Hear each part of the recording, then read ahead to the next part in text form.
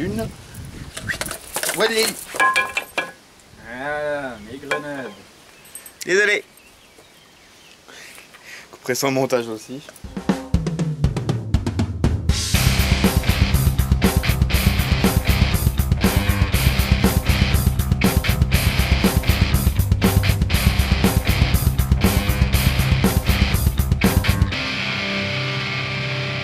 Salut à tous, alors aujourd'hui je vous propose de vous montrer le dernier bricolage en date que j'ai réalisé.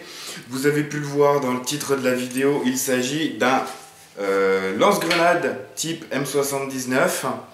Je vais vous prévenir tout de suite, il s'agit basiquement ici d'un prototype. C'est très mal fait. Il n'y a aucune finition, c'est très moche, il manque beaucoup de choses, il y a beaucoup de détails qui ne vont pas, qui ne sont pas du tout jolis et pas du tout bien faites. Mais je voulais depuis longtemps réaliser un truc dans ce genre-là. Et là, le but était vraiment de faire le minimum syndical que j'étais capable de faire avec les outils dont je dispose chez moi et en y mettant un prix le plus bas possible. Et le but était d'obtenir quelque chose qui ressemble visuellement à un M79 et qui est fonctionnel, ce qui là est le cas. Alors, basiquement, les matériaux que j'ai utilisés pour la crosse, c'est des plaques de médium. Vu que j'ai tout mal fait les finitions, vous allez pouvoir le voir facilement. C'est 5 planches de médium d'1 cm d'épaisseur qui ont été découpées, collées ensemble. Et justement, le fait d'avoir fait ça m'a permis, donc, comme vous allez pouvoir le voir ici, de laisser celle du centre, de découper celle du centre pour pouvoir y loger le système de détente, sans avoir besoin de creuser dans du vrai bois, par exemple, pour un prototype. C'est amplement suffisant. Donc, le tout est monté ici sur une charnière, ce qui est très moche, pour que ça puisse s'ouvrir et faire basculer le canon.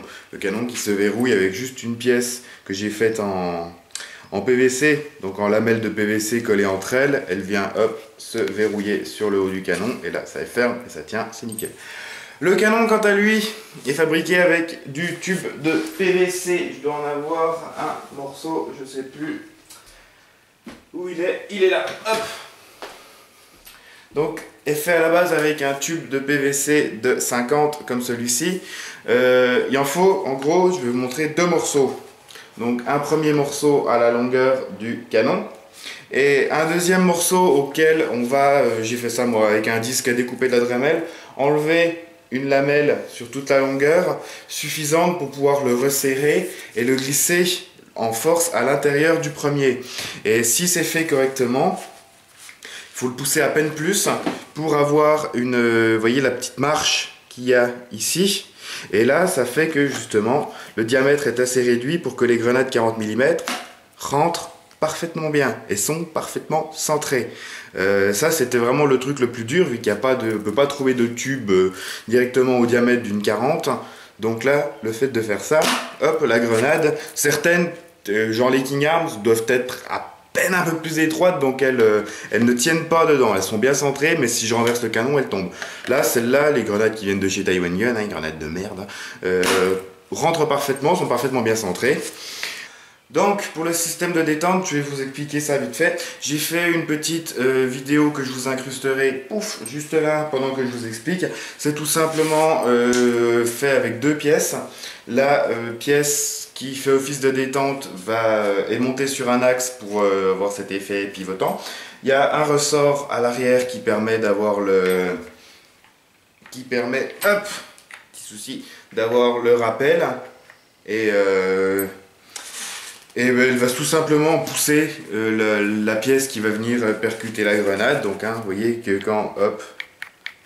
quand j'appuie, ça vient pousser cette pièce et c'est ça qui va venir percuter la grenade. C'est vraiment basique quoi. Donc qu'est-ce que j'ai rajouté d'autre? J'ai rajouté juste des encoches sur le côté, des grosses encoches pour pouvoir récupérer les grenades plus facilement, surtout pour celles qui ont tendance à forcer un peu. Pour le reste, j'ai fait les finitions vraiment à l'arrache, à la Dremel. J'ai creusé un peu pour pouvoir arrondir et réduire un peu la poignée, donc ça tient quand même un peu mieux dans la main. Le médium, c'est vraiment pas top. C'est un truc déjà qui paraît solide, mais qui en fait ne l'est pas du tout. Ça s'effrite, ça boit la peinture comme pas possible. Du coup, la peinture a un effet qui rend assez mal dessus.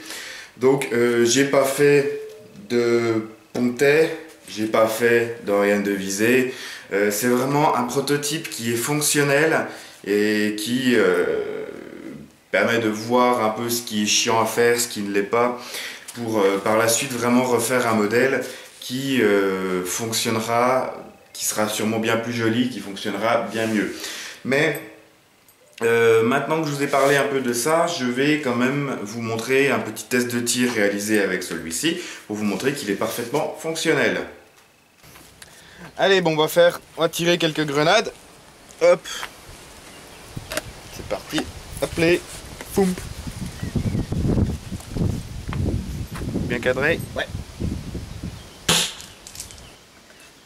Hop.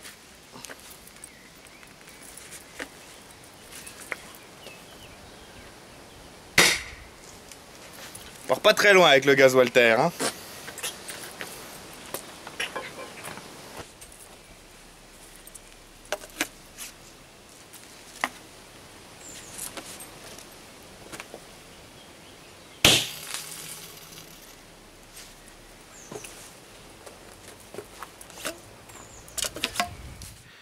Donc voilà, après ce test de tir, donc vous avez quand même pu voir que malgré que ce soit moche, ça ressemble quand même vaguement au Thumper, donc au M79.